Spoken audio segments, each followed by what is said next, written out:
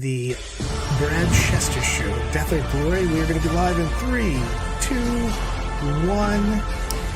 It's Monday, and you know what happens on Monday besides the Sex Dungeon? Also, we talk about 40K things with the Meta Crew. Absolutely. Got a pretty good episode, I think. I mean, first off, though, how's everyone's weekend? Busy. Yeah, fantastic. Things happen. So good. I don't know what happened. I'm thinking back to where I was this weekend, and I don't know. That's good. I like that. I did my first full-on painting class ever, where I did full instructions with 8 people in a classroom, teaching them basically the GW paint method from contrast through dry brushing. It was pretty fun. It was a good time. Nice. I myself was sick with the flu all weekend, and just now getting over it. So I have not paid attention to any of the meta stuff this weekend, so I'm going to be relying on you guys for most of the new news. So the normal.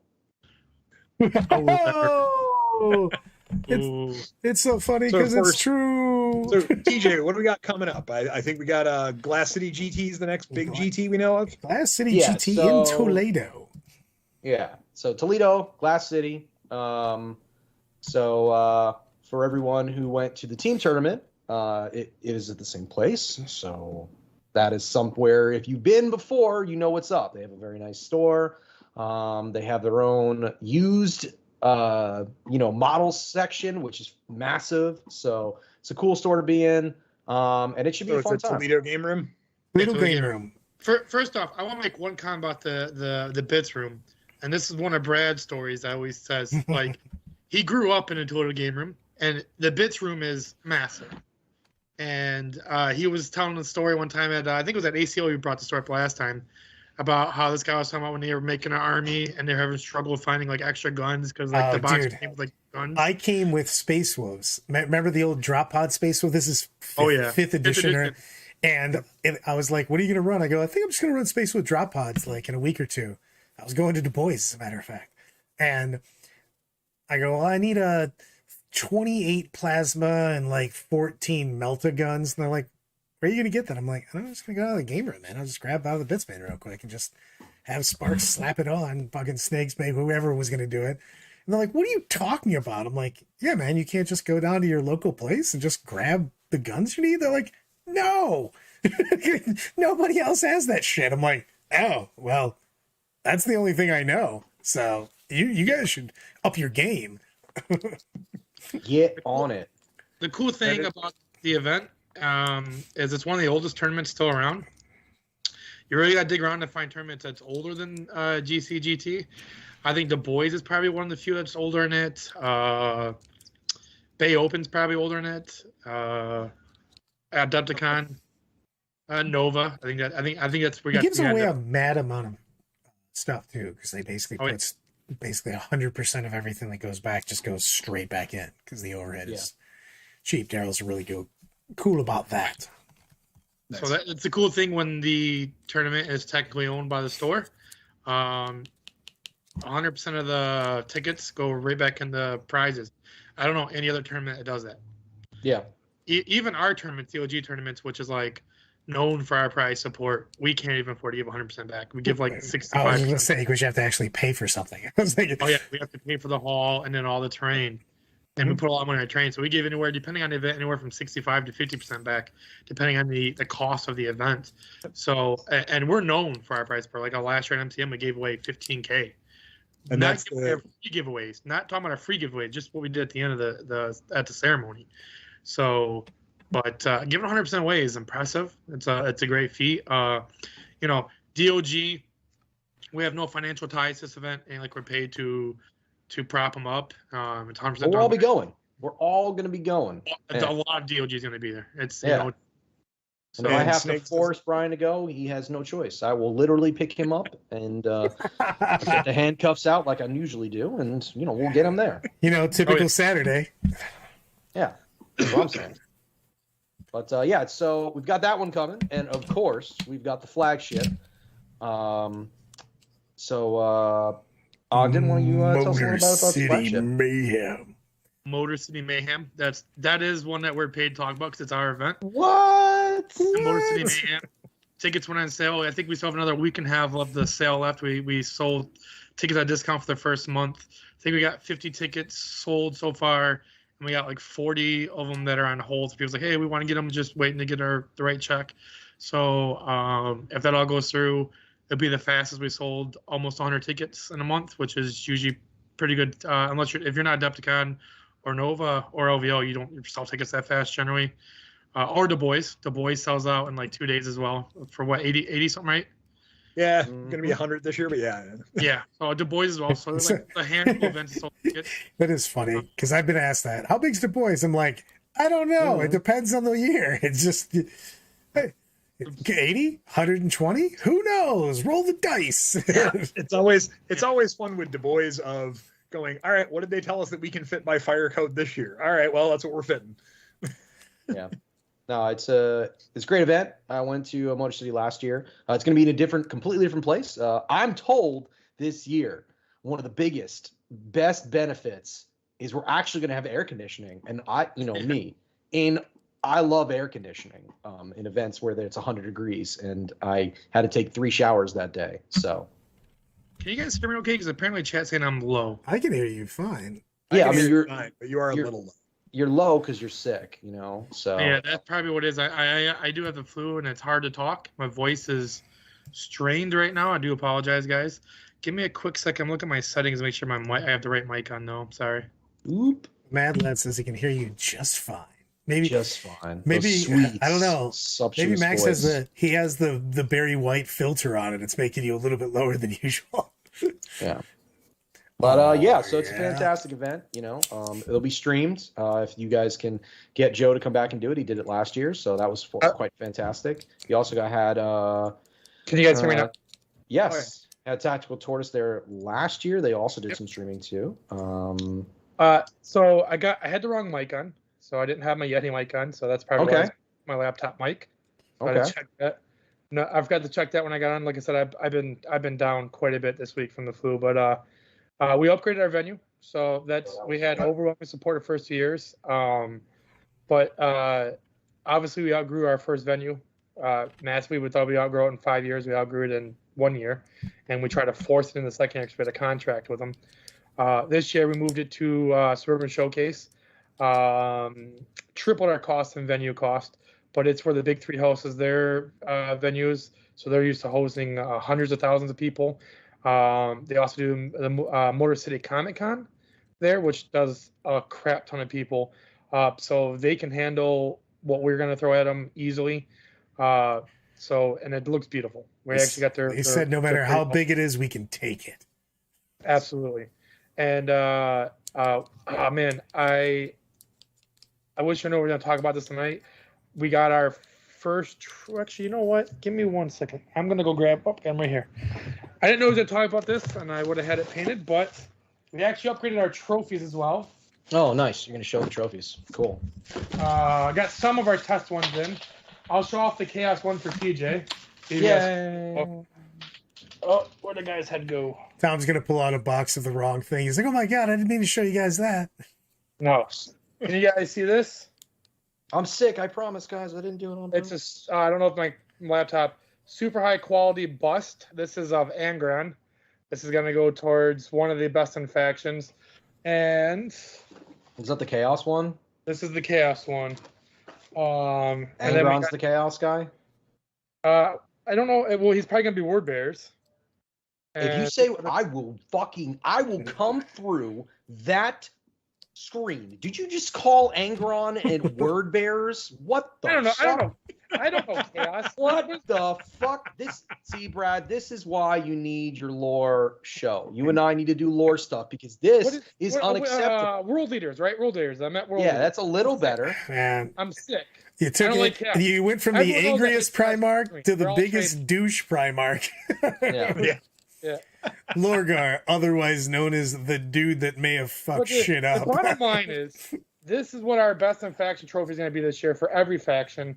Going to be painted up, and this is going to be all gold. This is going to be painted into wood. Going to have actual brass platings on here for them. So we went all out this year. Our trophies are going to be insane. We're getting massive swords again and hammers like we did last year. Nice. I'm trying to get a stage brought in for it, which is expensive, but I want to do like one of the things people ask, like the really pump up our award ceremonies. We're going to do award ceremony, and we're going to do a lot of giveaways during the award ceremonies to try to keep people happy and present during it.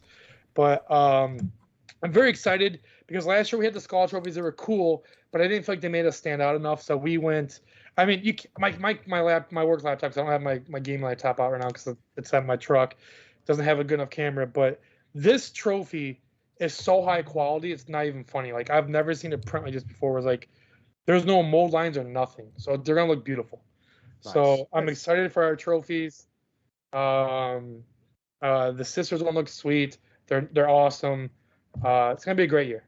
So excited for it. It's gonna be our best year yet. A lot of big teams already coming out there, so we're hoping to grow to about 256. Nice. That's what we're hoping for this year, and then we're also growing into more of a con. So we don't just have 40K this year. We're gonna have a ton of game systems going on there because we have the square footage for it now. So it's gonna be a great year. Looking forward to it.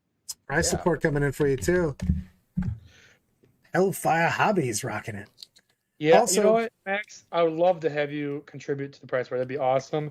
And one of my favorite people. Hopefully, you come this year, Max. I've known you for years. If I wasn't sick, I would drag out our photo and put on here when we hung out at like 10 years ago at Nova. Both of us drunk in the picture. I still got that picture. It's one of my favorite 40K pictures. And then obviously Heidi's talking here. She, not me. There was two of us that was in charge of making trophies last year, and one of the two people in charge of making trophies, totally not me, by the way, didn't get their trophies done. So Heidi and Nick Mills and Butters was putting trophies together and painting them in the parking lot during MCM last year, and they did a beautiful job at it. Nice. So yeah, while we're here, let's talk a little bit about some of the comments we have in the comment section. So the top here, Monster would like to let everybody know that he had a great weekend himself. He won his team competitive league, and he'd like to thank Tom, Mr. Ogden himself, for all the Tau advice because he was playing some Tau Mirror actually, and he was able to win that. So Monster's actually one of my favorite people in my community. He belongs to our Patreon. He's in our chat a lot. He actually contributes a lot as well. So nice. I'm really happy with our Patreon community. They're very engaged with each other. The coaches are active. Unfortunately, I haven't been as active this month as I normally have because it's December and my job requires me. But it's hard for me to get away from my job in December. Not to put our Patreon through too much, but you can ask one in there. A lot of people are growing in there. It's a very engaging community. You know, it's a fantastic service. We don't try to gauge people for a lot of money. You just pay one monthly service. You get access to all the coaches, which is TJ, myself, Brad, Ronnie, Bobby, Ricky, and Mike. What's up? I was just giving you the lineup for New Edition. Go ahead and say it again. No. No, we're good. Don't worry about it. I'm so medicated up right now that you remember I'm loopy tonight. So what? You're not up on your 80s R&B bands? I'm in my own world tonight. I'm struggling to keep along with you guys. I don't even see my eyes. Let's talk about keep moving along. Let's talk about real things. Yeah, our next thing. I demand to talk about the fact that Henry Cavill is gonna do a 40K universe series and other things. How have we not talked about that? Come on, because that's like a Thursday thing. Because I swear to God, if I see it one more time, I lose my fucking mind. Like every channel that I'm I have access to has decided to post about this article. Like, I swear I've seen this like 20 times already. Well, you should see it 21. Listen, I was quite upset to find out he dropped from The Witcher because he didn't like what they're doing with the fluff and went back to Superman. I'm like, at least we're getting back to Superman because I love Mr. Superman. He's the only good part of the DC universe right now, in my opinion. Maybe Aquaman, but it's kind of weird, but whatever. Then he got fired. Then they drop him, and I'm like, what the fuck? Yeah. Are you guys insane? And then it's like 5 minutes later, Amazon series 40K is like, fuck Superman. Okay, fuck you, fuck you. You can die, DCU. Like, are you kidding me? I'm excited. I hope it's worth heresy. listen, hold on. You cannot say, I hope it's Horus Heresy, Mr. Angron of the Word Bearers. Hey, fuck you, bro. Okay? Yeah, Space Marines lose it, so that's why I hope it's it. Like, you got Sanguinis in there. So if they're going to be doing live action, and it's going to be live action, I'd assume with a lot of CGI. It's going to be Come on, give me the Battle of Ultramar. It's going to be Eisenhorn. Let's not lie to each other here. I would be okay with Eisenhorn. It's also much easier to do than giant battles. I'd like to see Eisenhorn. I think Eisenhorn story. Eisenhorn has a ton. The novels, the comics are all really good with Eisenhorn. You could do multiple series with that, and then as long as we get a little bit of bolter porn in there, I'm good. So how are we gonna waste Henry Cavill on like an Inquisitor? Eisenhorn is the Inquisitor. Okay. Yeah, guess what? He's not the Emperor. He's not Sanguinis. He's definitely would not be Sanguinius or the Emperor. He is way too different for both of those characters. First off, we don't know what the Emperor looks like because there's a reason why everyone who you see a picture of him, he looks different. Because apparently in fluff, he looks different depending on how you want him to perceive. Something Tyranids, please. I'm probably gonna bring Tyranids I'm testing it again. But I'm probably gonna be a go for Tyranids at LVO. So yeah. So we got one more thing in the comments section. I feel like we should answer this. We're talking about the leaks. Someone says, hey, can you confirm or deny? We cannot confirm or deny any of the leaks. What I will say is from the leaks that I saw, I have heard of these things multiple places. They do not seem correct. But then again, Games Workshop likes to do 100 things. Individually poking armies is not normally something that I think would be leaked. General sweeping things are more things that I think would be talked about more. So like it was the same thing in the last time when people were bitching and moaning, talking about the data slate that we got nothing, where they were saying that all this crazy stuff was going to happen to X army or Y army, and then it came out and none of those things happened. That's just a lot of people who like to just wish list. They're like, oh man, Tyranids are going to get destroyed in the FAQ, and it's going to take all these models and wreck them, and then none of that shit happened. So I don't think so. You know, the stuff I saw earlier was like Hive Tyrants aren't going to be able to get blocked by Tyrant Guard. That literally makes no sense. Those models would die immediately. It would become completely unplayable. You know, why you're like Tyrant Guard, ejector seat. Yep. Well, you wouldn't. Well, not only would you not play Tyrant Guard, you wouldn't play Flyrants, right? Like if your guy just gets killed every time you put him on the table, what's his point now? I mean, also too, it could or could not be. You remember, we got 10th edition coming right next year, middle of next year. 100%. I could see them doing something drastic right before it because 100%. We're gonna get 10th edition light in the next. Yeah. This packet for sure is going to 100%. Be getting us ready for 10th edition. Yeah, whatever 10th's going to be, you're getting part of it right now. We're going to ramp into. Sure. I'm just saying, like when people wish list things, when they talk about X, Y, Z is going to get fixed, like when they talked about Tau, where they were like Tau's going to go X and 1 for suits. Guess what did not happen in the balance update? Suits went X and 1. It's the same thing that they said. You know, with all this stuff, I think you're going to get broad, sweeping changes. They're going to completely change the game. But I do not think that singling out these armies is things that are as long as they kill flamers. Data slate combined with chapter approved. We have to look at it all as a whole together because that's how it's meant to work. When that time comes, which let's all assume that drops the weekend of LVO, right? Because it would make the most sense. It would be the most logical spot to do it. It would help them out with sales because every person that's LVO would just buy a chapter approved book while they're standing there. Mm-hmm. And it would be great for the game to change and have the discussion start there. It'd be fantastic. It would be kind of awesome. Keep in mind, one thing I want to say what TJ said, the crisis going 0-1 was real, but I drove to the airport, flew to the UK, and I held a gun and said, you delete that right now. Mm-hmm. Yeah. You're now, you're going to get them. I do find this stuff very funny. But yeah, so while we're on this point of talking about events and we're talking about things that may or may not change, let's talk about whether or not we should have a uniform set of rules. Because we never do this. Everyone's watching. If you give us like a heart and subscribers we haven't. It helps us out a lot. Did you say a heart? Not even a like. Yeah. He needs a heart. Like whatever. He needs a heart. A heart, a like. I'm used to my work chat. It's hearts, not like. Just needs a little bit of love. That's all. Like, comment, subscribe, all the good stuff. All I'm saying is, Brian, why don't you lead us into this, because you are the TO of TOs. Yeah, TO of the group. I appreciate you guys saying that. So a universal tournament system at one point in time semi-existed. Correct. And right now, because we had this discussion before we went live, TOs right now, I don't know, there's 6 different ways you can handle the guard codex right now, from not allowing it unedited, allowing it without the current model, with only the current models, allowing it with the current models and proxying all the other stuff, allowing it but not modifying any of the secondaries or data slates, allowing it and not allowing the data slates. I'm sorry, there's 7 ways. Allowing it and modifying the mission secondaries because none of the keywords match up.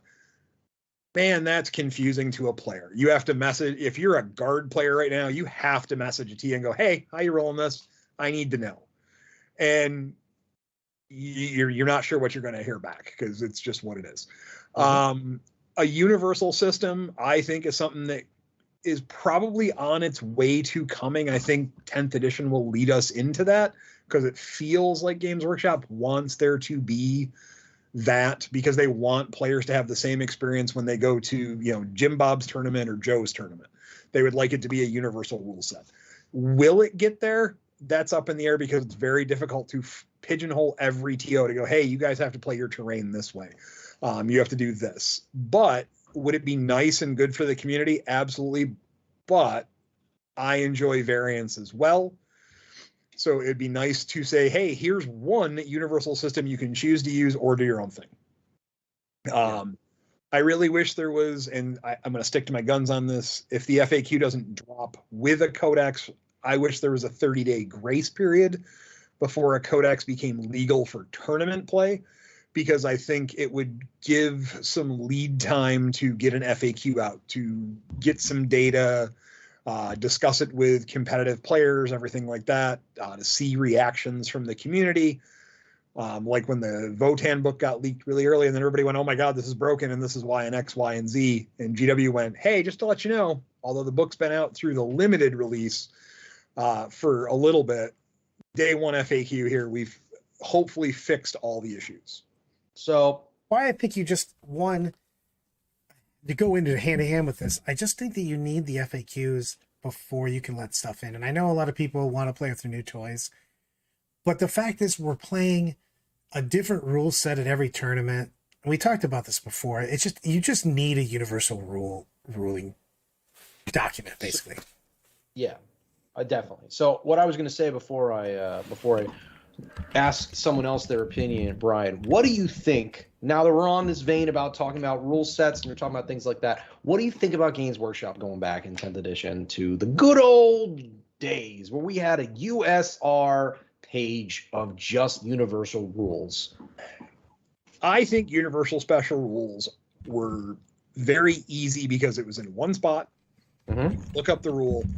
And if your army had, I'm going to use Fight First for an example, and it's called Swift Strike by this army, Dead Strike by this army, Quick Reflexes by this army, and it was just everyone. It was that unit has First Strike. Here's the universal keyword. Mm-hmm. It would be nice. I think they've got keyword lines that it makes keywords. Why not just have some universal keywords? I think it would be. And call them that. Instead of universal special rules, call them universal key rules or keywords, and then putting that in your universal keyword line, you have that. It's part of what your army is. Right. It could be quick and easy in a data slate. You can even update those relatively easily in chapter approved or in a data slate when there's an issue with some of them. Mm-hmm. I think it would be helpful. Do I think it's going to happen? I can hope. We already have them, though. That's the weird thing, is we did have universal special rules. And it helps a lot with making a unified document, though. That's why I think they're hand in hand. is making a universal document, a basically rules document for an FAQ for your tournament pack, I guess you want to call it, you know what I mean, for your rulings to be the same. But universal special rules help that a lot because we have 50 versions of redeploy, 50 versions of Pain, and they're all worded slightly different. So it's just annoying. Correct. Yeah. So while we're on here, Brad, what is your thoughts about everything? What do you think? You want USR special rules? It sounds like USR special rules. You need a packet. It's the thing is that, and I'm also biased on this. A lot of us go to a lot of tournaments, so like there was multiple, especially like last year I went to 3 events in 4 weeks, and each of them played a different set of rules for terrain, and then I waited 2 or 3 weeks, went to another tournament, and also had a different set of rules for that. And it just makes it tough, man. You don't want to be the guy that's like in the middle of a stream game and all of a sudden you're playing it like you did a week ago in New Jersey, and now you're in Oklahoma and they're playing completely different. You know what I mean? It's just, it's so different. And the terrain is a huge deal. Think about it right now. When you make a list, you have to go, hey, what kind of terrain is going to be there? Is this player placed? Is it set terrain? Is it WTC? Is it UKTC? You're making a different army for each one of those.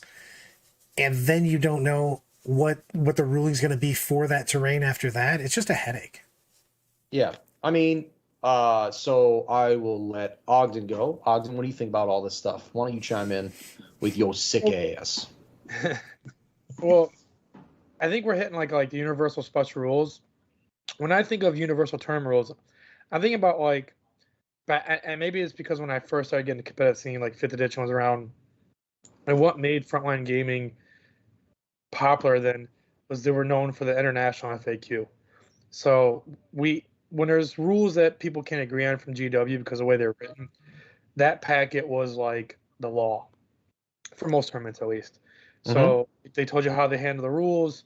You didn't have to go from one tournament to another tournament. And there's nothing more upsetting when you go to a tournament and you have TOs tell you this is how it's played. Go to another tournament and they find they're going to play it completely different, and it might kill your list or it might kill your opponent's list. Right. And it's never a good feel like when you and your opponent walk away and didn't enjoy the game. Yeah. So I would love to have a day like maybe. And there's rumors, I'm not going to go put out, there's rumors that that's going to happen soon, but we see like a universal league where there is rules that every TO needs to follow to be part of that league. And it would just be nice to see that again. Like we have this packet that if you're going to go to the tournament, this is how X, Y, Z is ruled, this is how this is done, this is how this is done. And you have that universal feel. Now there could be some things that are different. We had this for like a long time too. So it's not like it's like outlandish. The first 10, 15 years of playing, it was, this is the rule set, period.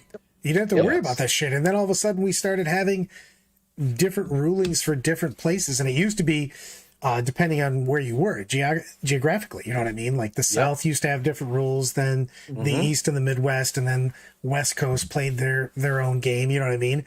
So I don't know when that happened, but for a long time we were playing exactly the same shit. So I will chime in last then. So a couple things that I'm seeing people talk about in the chat, and I'm I want to just restate what we're kind of talking about here. So USR special rules. I don't want to go back to 7th edition where we had 6 pages USR special rules, but there should be at least 2 pages, front and back of 1 page, which is 2 pages, where it talks about this rule, that rule, this rule, that rule, so that everybody understands a new player, someone who doesn't know their army, someone who doesn't know their opponent's army. Instead of you having to sit there for 5 seconds and get a judge to explain how your redeploy works on their redeploy, pregame move, roll-off, nonsense stratagem, they can just go, yep, I have a redeploy. Cool, I have a redeploy too. All right, cool.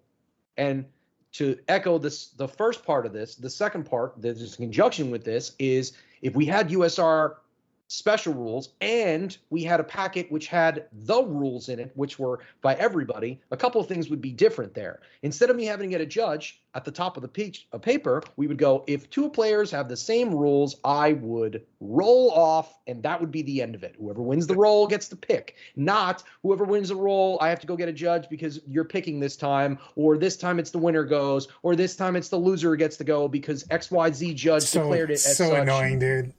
And the thing is it's hard for judges because, and the thing is that as a player, which is why I'm so always worried about this, nothing's more annoying than getting a ruling from a judge on table 1, and then you go back to table 500 and you get a different ruling for the exact same rule back there, and you're just like, man, what the fuck? It sucks. You know what I mean?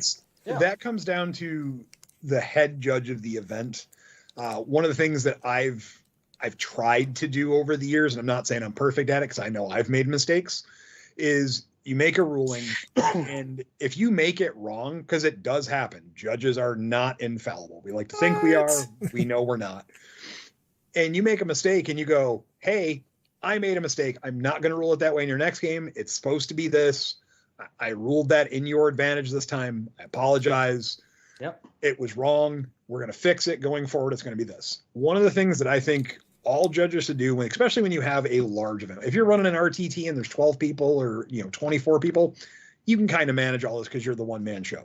When you're talking about something the size of a 256 player event and you've got 5 judges running around the floor, y'all need to have a Google Doc.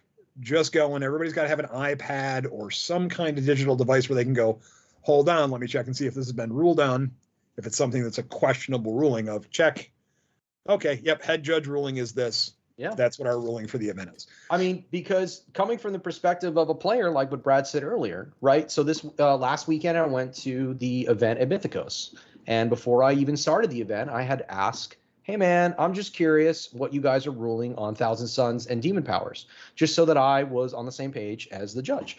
And, having to get that different ruling every time is frustrating to just not know what your army is beforehand, right? Because if he goes, no, I might go, okay, well, I'm not going to take Gateway. I'm going to take Bolt because Bolt's more, friendly for dice rolling, and it's easier for me to, to proc that actual spell to go off and do damage. I'm not going to take Gateway. It's higher burst potential, but it's also higher liability for me, and I don't need it if I can't double cast it. So, you've got that going on, and then, secondly, you've got like you're saying, Brian, you have, to be that guy, right? So if I get into a tournament and I ask for a judge ruling before an event, now it's my onus to ask. And if I ask it during a tournament, I could be, it might take me 10 minutes to get that judge ruling. He might get it wrong, and I know he's wrong.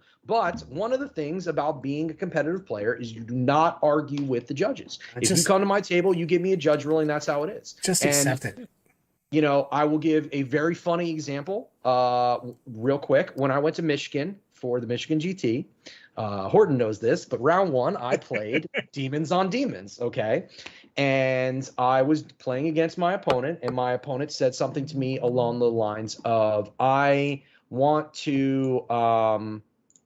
going to, deep strike my guys in, and you're minus 5 your leadership. And I'm like, I'm sorry, what? He's like, oh yeah, negative leadership modifier stack. And I was like, they absolutely do not stack. Abilities that are of the same name do not stack. And he's like, they definitely do. So I'm like, okay, cool. No worries. I'm just going to get the judge just so we're all clear. I get the head judge at the time. Bill Kim, I love you, but hey, man, you knew. So I get the judge, Bill. Bill comes over to the table and he's like, I know that you're right, TJ, but I can't find the rule. So for now, you're just going to have to play it as though they do stack. So we played a whole fucking game where it was like -6 to leadership modifiers. God, I forgot about that. It was the wildest game I've ever played. It was Demons on Demons. So we both were getting the same, benefits. You lost guys on morale, even if you rolled a 6. Yeah, it was insane. So we had a pretty crazy game. And then when we got done, Bill came over and he was like, hey man, I fucked up. Here's where it is in the book. I completely messed this up. And at the time, you know, I did not have the time to be able to go and check it on the book. I just didn't have the time to go and get a rule book out. I don't have that kind of time. I'm in the middle of a game. So you have to accept that judge ruling. And if there was just somewhere where it said it, you would be fine. So, you know, it's definitely an issue with these stuff, you know? So. And one of the things I can say as a judge on that side of things, TJ, if you would have had your rule book open to the aura's ability, because that's an aura, right? Sure. And just 100%. pointed and went, hey, here's auras in the rule book. And they don't just stack. hand on the rule book in the auras section. It was there. Yeah, of course. It's nothing wrong with Bill. He just couldn't find it. And I wasn't going to get my book out because I'm like, I don't know where the fuck it is. I know it exists. I don't know where it is, but I know it exists.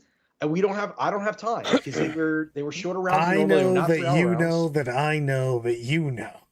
Yeah, and I was just like, okay, no worries. So I did not get it. But anyway, what I was getting with that is you know, having to ask a judge every time that you know a rule works like something, and since it's not written, it's rules as intended, but rules as written, two different things. That's where that shit comes in. So if we had a packet that had a set amount or, you know, set system of rules that were approved by other judges, was great. And then if they had stuff where it was USR special rules, which worked in tandem with those, I think both those things would be, when we're talking about moving forward as a competitive game, those are two things that I think would be astronomically good for us. And I know a lot of people want to see Warhammer become a watchable esport, right? Where you stream, it's exciting, it's fun, it's entertaining. The universal rules for that and a universal playing system, even if it's 2 or 3 playing systems, it's like, hey, we're using the WTC system, we're using the FLG system, we're using the GW system. Even if it was just 3 systems, you would know what you're going into. It would be nice. I want to hit on 2 things real quick. One, something that TJ said and seen a lot of the comments. It's absolutely important that you always listen to the TO. You should never make an argument, make a fool. Like, first off, they're trying their best. It's on my heart of hearts that I believe that most TOs out there are not trying to be malicious. Example, I played at Adepticon this year, semifinals. I had a situation come up where I took 5 saves on my broadsides with cover, made 3 of them, and then the guy's like, why don't they get cover? Because I was touching the lip but not in it on the front, which got ruled early in the tournament that counted as cover. Guy's like, judge come over to nope, you don't get cover from there. Since you declared them on broadside, they're all dead, which means the drones automatically die, which means my character's no longer protected. I could have been an idiot and put up a fight, but it's not worth it. And it ended up costing the game. But you know what? It's not right to do that. Like, a lot of people would rather sit there and put that argument up and fight. And I'd rather lose the game than be that person. Because who knows if you're going to try to win the argument later on. But 2, that's why I think we need to have universal set of rules, because the point of that is that judge ended up, when the head judge came over and said, no, he should have got cover after the game, guy felt really bad afterwards. So, you know, he didn't mean to make that judge that way. And I think we have all these convoluted rules and different systems, and we pull TOs as a volunteer base for most of our events from different regions, like Brad said earlier, and they all play differently and rule differently. That's why we need this universal set of rules, in my opinion, because they can come here, look at a document, everyone gets on the same page, we're ruling everything the same way, and we don't have those type of issues. Yeah, 100%. And as a TO, and I've said this before, and I will always say this, we do it for the love of the game and the love of the community. There's not a TO that I know that makes a living being a TO. I 100% do not. I help out at a ton of things, and if I get free drinks out of it, I'm usually pretty happy for the most part. We get our room paid for. We may get a travel allotment to go to these events, but pretty much what we're getting is the experience of being there and hanging out with all you guys and getting to know you. Absolutely. And we have a lot of fun doing it. It's exhausting. I take off, like for LVO, I am taking 6 days off of work to go judge at LVO. And it's a good, fun time for me. I very much enjoy every minute of it, but that's what I get out of it. Remember that the TOs, the judges and everything are doing their damnedest to make sure you have a good play experience, because that's what we want you to have.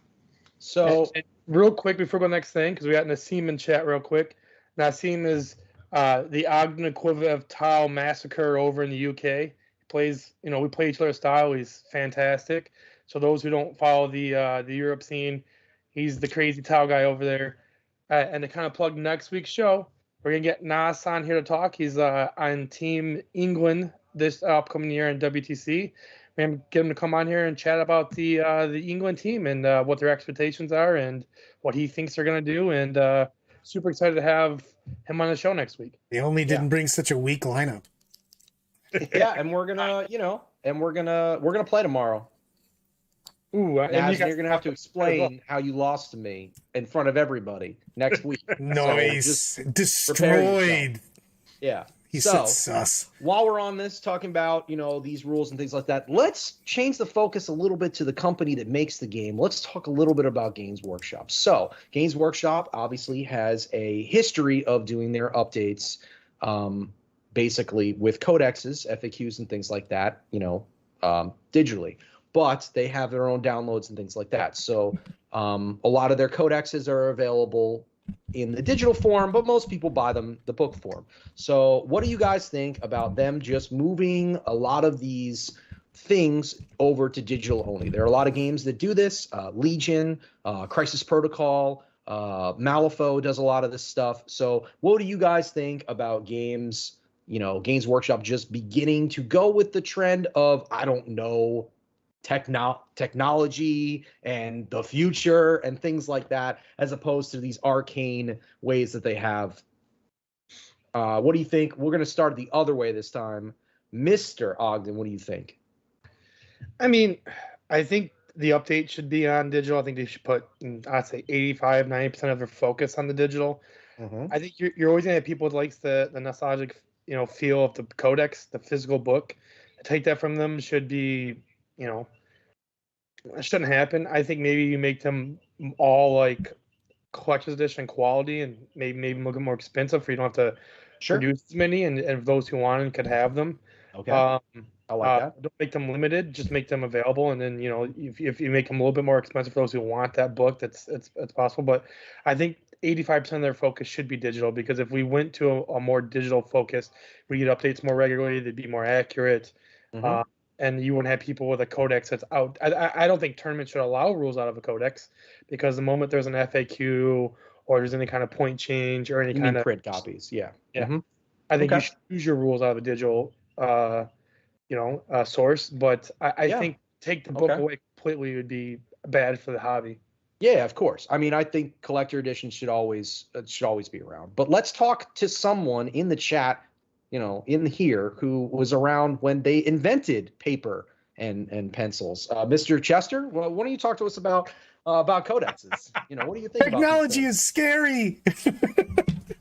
I think that you have to have a living codex. It has to be electronic. Even I think that, and I like physical codexes because I like to read the fluff.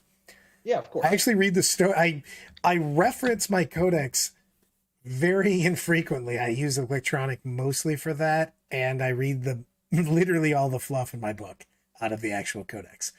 But I think that, especially now, and especially when you have a lot of casual players and things of that nature, that we have to make it more well-known and accessible for electronic codexes and the app and stuff like that. Make it a little bit more robust and viable, because now think about before the Demon Codex came out. If you're just a very casual player that only plays barely any tournaments, just goes occasionally, and you pull out your Demon Codex and you show up at a tournament, you're like, hey man, I'm ready to play my demons. And then your opponent has to explain to you how all of your rules aren't actually the rules in your codex.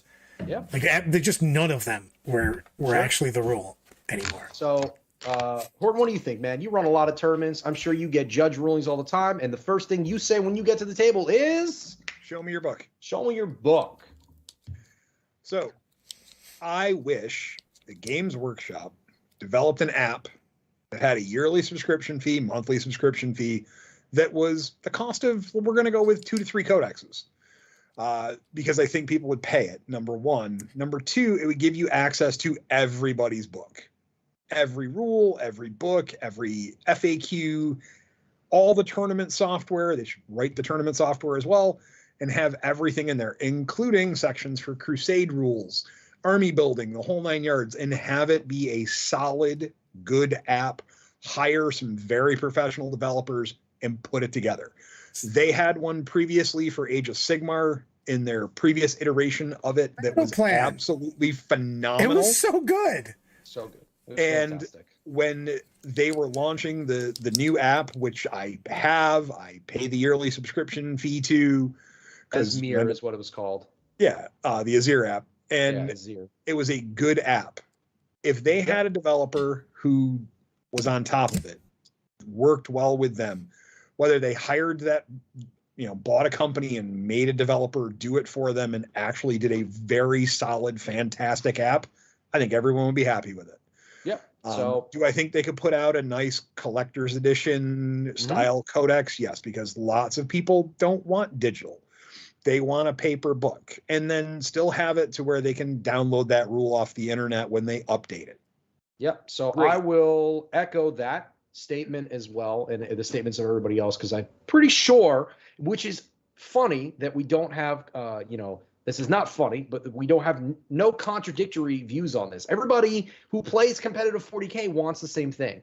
One of the big things that none of you guys said that I'm going to say is digital copies allow for this very interesting thing called searchable keywords. I want to know about your relic. What the fuck does it do? Hold on, let me go to the relics page and find the relic on 3 pages of relics. No, I'm just going to type in the first 3 letters of what the relic is called, and I'm going to know where it is. Or I'm going to say something along the lines of cover. Hey, do your biovores ignore cover? Man, I don't know. Let me check. I'm going to type in the word cover, and it's going to give me all of the different references that say the word cover. So now I know, oh, you know what? It's actually a biomorph trait, and they don't have it. You know what? It's actually one of my army traits, and I actually do have it, which is why it's not on the data sheet, or vice versa. Different things like that is very, very helpful. Also, a digital version could be sold numerous ways. You could sell the first edition, which is, hey, you're just the rules guy, 15 pages. Here's the rules for you. You've got your data sheets, searchable different pages with your warlord traits, relics, data sheets, and all that kind of stuff. Done. Then for your people who likes the codex, you can buy the full codex. And then for other people, you can buy, they can even do 2 other versions where they do just the narrative fluff shit. You want to read about Dark Angels and how they really should be in the Chaos line? Fine. You can read about that. You want to have the whole codex? Fine. And then, for the people who want the paper copy, like myself, I buy all of my copies, even though they get thrown out 3 years later. Anyway, I buy the collector editions for all of the books that I have. I have the Demon Collector Edition.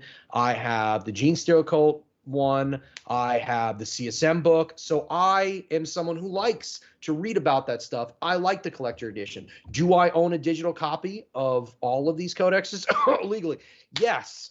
Do I have them when I go to tournaments? Yes. Do I also bring my paper copy? 100%. But it would be really nice for digital copies to be able to be updated and be able to be cross-referenced with FAQs immediately, because of the fact that if we're talking about judges who do not get paid for this shit, what is going to make your job easier? Well, something like that is 100% going to make your job 100 times easier. Those who have seen me at events know I have a strapped iPad to my side that I carry around with me. And part of the reason I have that is I always have, even though it's not the greatest app in the world, I have that Games Workshop app. And they do update the rules on it. GW credit. They do update the rules quickly on that. They do update the rules quickly on that. The nice thing that I can say about that is GW has done a nice job. Zach, who works for GW, gets codes out to ITC tournament organizers relatively on time to when they're available for us to put in to get our rules, to put our codes in so we can look at everything. It's nice to walk up and go, hey, what's the name of that relic? And I type it into the app and I can go look at it. It's so much easier. It's so much faster for me because as much as I want to tell everybody, when you're asking me a relevant rules question, please have the rules handy, because it makes my job easier and can expedite the process. And I'm not eating away at someone's time, either on the clock or eating your roundup if you're not using a clock, whatever the situation might be. So while on this, Brian, for that, I just want to stop you real quick because Max wanted to know if you, as a TO, do you get free copies of these books from Games Workshop? While we're on this subject, we don't get a free copy of the book. We get the digital code, which the digital code is fantastic because it gives you quick access to certain things. It's not great for other things. There are times where it's easier to have a book. It'd be awesome if they gave us free books. I don't expect them to. They are a company that's giving away money. I do buy every book that comes out, and I don't mind it so much. I wish they were free. I'm not going to lie. But it's part of our expense for doing all the TO. Okay, cool. So real quick, we're getting to our last 10 minutes. So do a couple plugs here. First off, like I said earlier, if you guys can give us a like, that'd be awesome. Helps us our new show grow. But we do have some new things coming out soon. I was going to release my new show this week, but the flu got me. I believe Brad has labeled it Flavor of Fluff is what you want me to call it, Brad, right? That's right, baby. But you gotta dress like Flavor Flav though. Oh yeah, okay. I guess I gotta start dressing very colorfully, which I'm fine with that. I got the rainbow DOG stuff on the day anyway, so nice. We're good there. That's gonna be a thing where we're gonna start picking our community members. They will tell us their favorite army, their favorite units of the army. They will give it to the coaches, and we will design a list with restrictions they give us, whether units they just have available to them or what they want to see be used into it. We'll bring them on the show for a little bit. They'll sit with me. We'll talk about their favorite fluff, the things that make that army tick for them. And then on the second half of this show, which I'll be at the same time, but we'll branch into the list and how to play it. And then that's gonna be kind of fun to see coming to our Patreon. Brad is bringing a purely fluff show, which is he's going to pick some fluff, category. baby. Why don't you go ahead and explain what you're going to do with that, Brad? I'm going to have players on, and I'm going to have them talk about what the background and the fluff of their army, and then we're going to focus a little bit on specific things, like a particular character, something that really brought them to play Blood Angels, Space Wolves, Tau, whatever it is that they play. What fluff brought you to play that army? Like, what really interests you? What made you want to do that?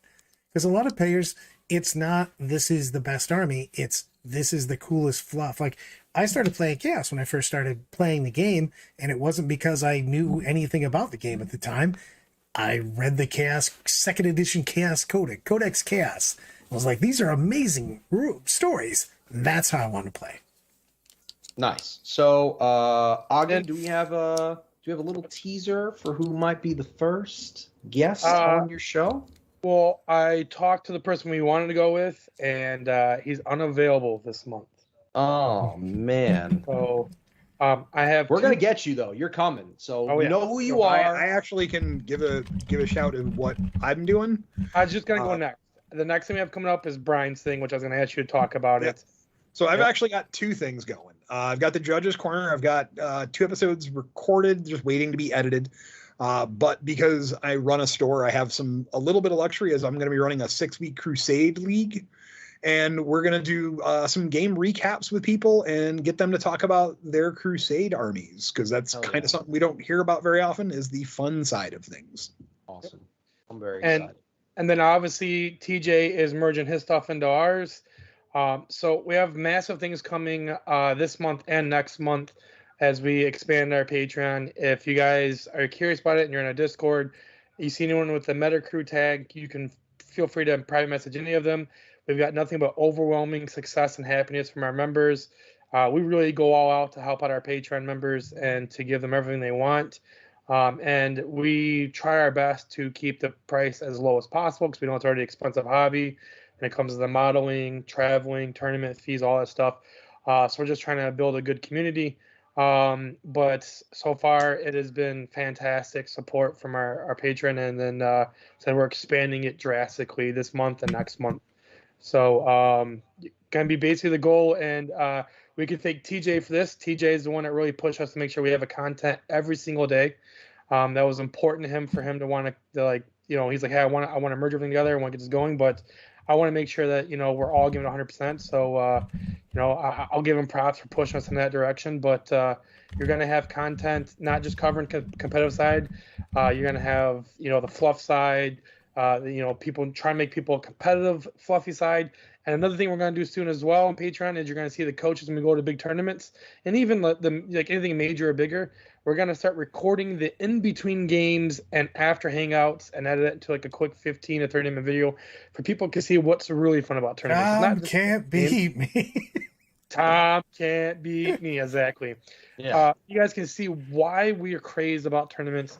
A lot of people think it's just because we want to win these things. I mean, I'm not going to lie, that plays a part for some of us, but it's literally the hangout. I mean, I still think at Adepticon, second night Adepticon was probably the funnest I had all year because. Whoa! I heard ATC you died. Well, I wasn't at ATC. John Mustogden was there, and that man. Yeah, died, okay, so all right, buddy. I have no recollection of. Yeah. Hey, Ogden, your dick's out at all. Brad, she had to watch me walk around our cabin naked. I do have an end of year question for you guys, because I had the competitive Reddit up and I was reading it earlier. And by again, whoever does the Monday report, you're a god. You're a gentleman and a scholar. Yeah, he's just a fucking champ. I have two questions for you. We had 4 factions finish at over 55% win rate for the year. Do you guys know who they were? Yes. Not if you read it. You're out of it if you're looking at it. Come on. I haven't read it, so my guess is Tyranids. They were number Harlequins. 2 for 2. Zinch. Nope. No, not Zinch. One of them's hard to guess.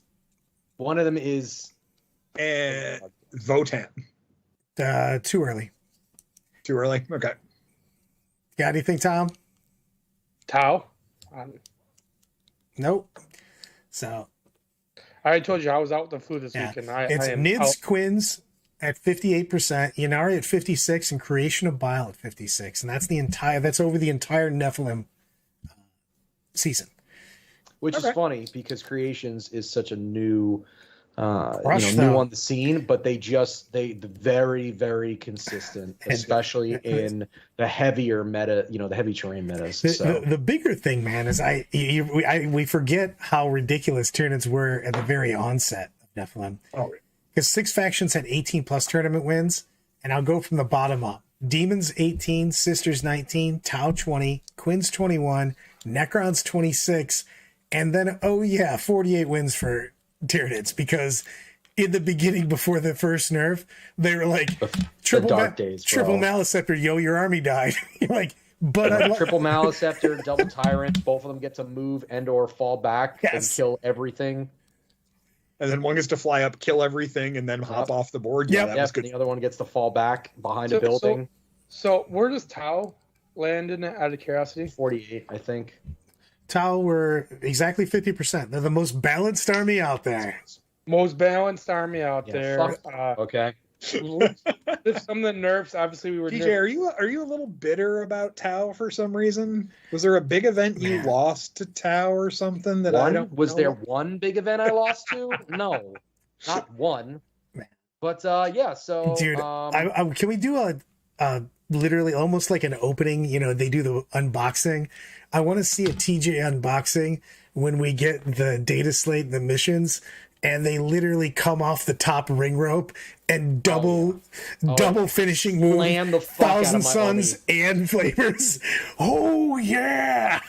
That's probably something we're going to do. Get Devil's Lube on that one. I think it's just once we're LeBron dusted up, baby. Once we're in our content over, we'll be doing live videos and stuff like that. So that's definitely, if you're ready for some TJ rants, that's the day of, man. It's going to be hot. I'm going to be hot. I normally hear those rants on my lunch break the day those break, and it's hot at that point. So it's cooled down a little bit later today. So why is Creations filtered by subfaction, Corey? Well, they are the highest scoring subfaction, and they are, the subfaction that is picked. So people don't say they're playing if you go CSM. all the way down to that document, it's filtered by all of them: Alpha Legion, Black Legion, Creations, Emperor's Children. But they are the ones that are the standouts because they are the best of that. The best. All right, so considering, I just want to ask one quick question: has anyone changed what they think is going to win LVO? Has anything creeped into what they think the meta is going to be to change up a little bit? I still think Guard's going to be out. There's no reason that they push that a week back I have absolutely no knowledge of this, but Sounds like you do. I don't. It's just the fact that why else do they move it 1 week? You know what I mean? Just to fuck with you.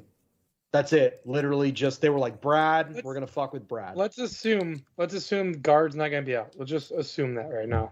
Sure. Okay. Let's end the show again with everyone. Same prediction. We're gonna do it every week until we get there. Every week till we get there. TJ, you've been kind to let us all go first. We're gonna let you go first this time. Give us your top 4 for LVO. Top 4 factions. Tau. No. So Tau Tyranids.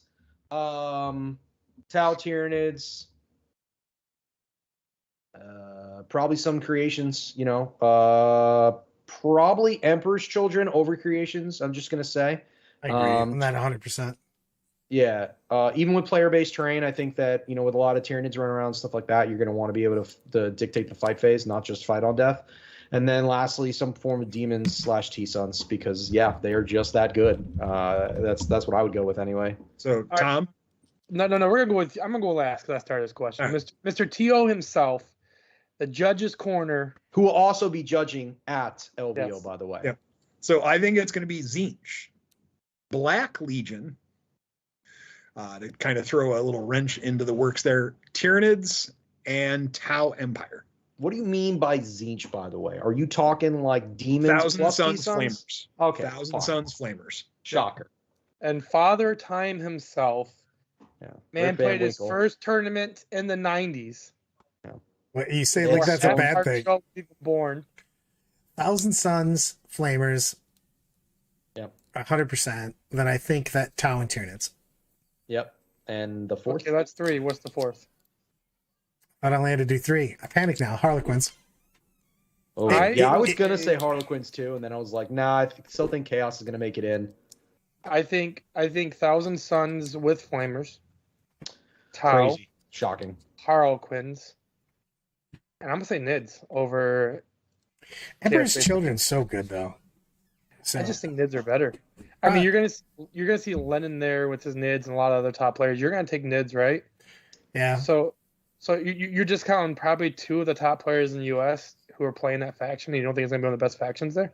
No, I do. That's why I put Nids into there. It's the thing is that it's hard to not at least say that out there. They have good shooting, great hand to hand, good strats.